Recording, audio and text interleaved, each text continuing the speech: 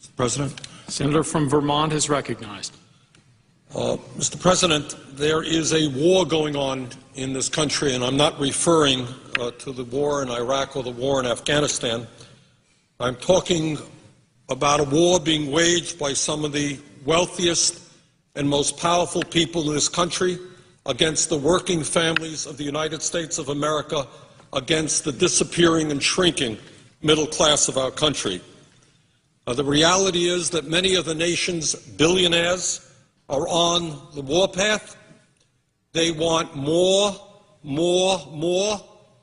Their greed has no end, and apparently there is very little concern for our country or for the people of this country if it gets in the way of the accumulation of more and more wealth and more power. Mr. President, in the year 2007, the top 1% of all income earners in the United States made 23.5% of all income. Top 1% earned 23.5% of all income, more than the entire bottom 50%. That's apparently not enough. The percentage of income going to the top 1% nearly tripled since the 1970s. In the mid-1970s, the top 1% earned about 8% of all income. In the 1980s, that figure jumped to 14%. In the late 1990s, that 1% earned about 19%. And today, as the middle class collapses, top 1% earns 23.5% of all income, more than the bottom 50%. Today, if you can believe it, the top 1/10 of 1% earns about 12 cents of every dollar earned in America. So we talk about a lot of things on the floor of the Senate, but somehow we forget to talk about the reality of who is winning in this economy and who is losing.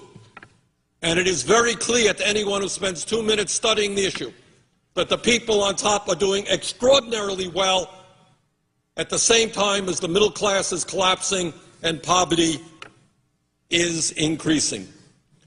Mr. President, if you can believe this, many people out there are angry. They're wondering what's happening to their own income, to their lives, to the lives of their kids. Since between 1980 and 2005, 80% of all new income created in this country went to the top 1%. 80% of all new income. And that's why people are wondering and asking, what's going on in my life? How come I'm working longer hours for lower wages? How come I'm worrying about whether my kids will have as good a standard of living as I've had? From 1980 to 2005, 80% of all income went to the top 1%. Today, the Wall Street executives, the crooks on Wall Street, whose actions resulted in the severe recession that we are in right now, the people whose actions, illegal actions, reckless actions, have resulted in millions of Americans losing their jobs, their homes, their savings. Guess what? After we bail them out, the CEOs today are now earning more money than they did before the bailout.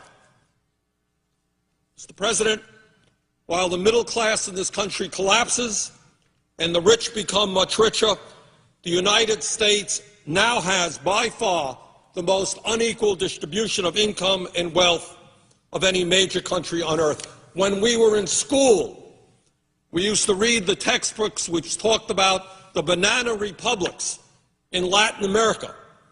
We used to read the books about countries in which a handful of people owned and controlled most of the wealth of those countries.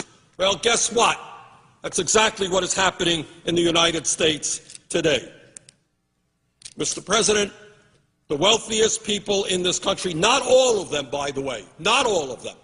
There are many wealthy people in this country who understand and are proud to be Americans, who understand that one of the things that's important is that all of us do well.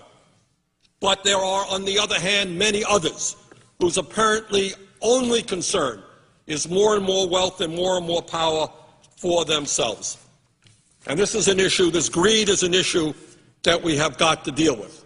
Now, in the midst of all of this, growing income and wealth inequality in this country, we are now faced with the issue of what we do with the Bush tax cuts of 2001 and 2003. And if you can believe it, we have people here, many of my Republican colleagues, who tell us, oh, I am so concerned about our record-breaking deficit. I am terribly concerned about a $13.7 trillion national debt, terribly concerned about the debt that we're going to be leaving to our kids and our grandchildren. But wait a minute, it's very important that we give over a 10-year period $700 billion in tax breaks to the top 2%. Oh, yeah, we're concerned about the debt, we're concerned about the deficit, but we are more concerned that millionaires, people who earn at least $1 million a year or more, get on average $100,000 a year in tax breaks. So you got a $13.7 trillion national debt growing. You've got growing income inequality, top 1% earning more income than the bottom 50%. But the highest priority of many of my Republican colleagues is to make sure that millionaires and billionaires get more tax breaks. I think that that is absurd. But it is not only income tax rates that we're dealing with. It is the estate tax as well. And let's be clear, while some of my friends want to eliminate completely the estate tax, which has been in existence in this country since 1916, let us be clear that every nickel of benefit, all of those benefits, will go to the top 0.3%. And if we did, as some of my friends would like, eliminate the estate tax completely, it would cost us $1 trillion in revenue over a 10-year period, all of the benefits going to the top 0.3%. So I am sure that in a little while my friends are going to come down to the floor and say, we're very concerned about the deficit, we're very concerned about the national debt, but you know what we're more concerned about? Giving huge tax breaks to the wealthiest people in this country. But, Mr. President, the tax issue is just one part of what some of our wealthy friends want to see happen in this country. The reality is that many of these folks want to bring the United States back to where we were in the 1920s. And they want to do their best to eliminate all traces of social legislation which working families fought tooth and nail to develop to bring a modicum of stability and security to their lives. There are people out there, not all, but there are some who want to privatize or completely eliminate Social Security.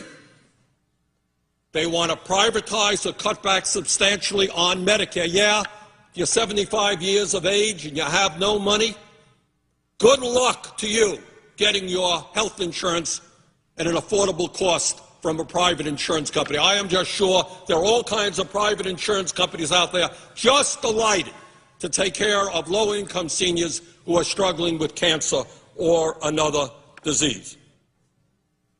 Mr. President, furthermore, there are corporate leaders out there and many members of Congress who not only want to continue, they want to expand our disastrous trade policies. My wife and I went shopping the other day, started our Christmas shopping.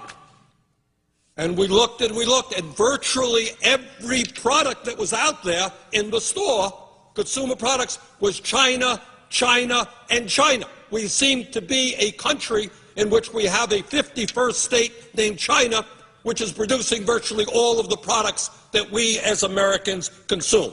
Our trade policy has resulted in the loss of millions of good-paying jobs as large corporations and CEOs have said, why do I want to reinvest in America when I can go to countries where people are paid 50 cents, 75 cents an hour? That's what I'm going to do, to heck with the working people of this country.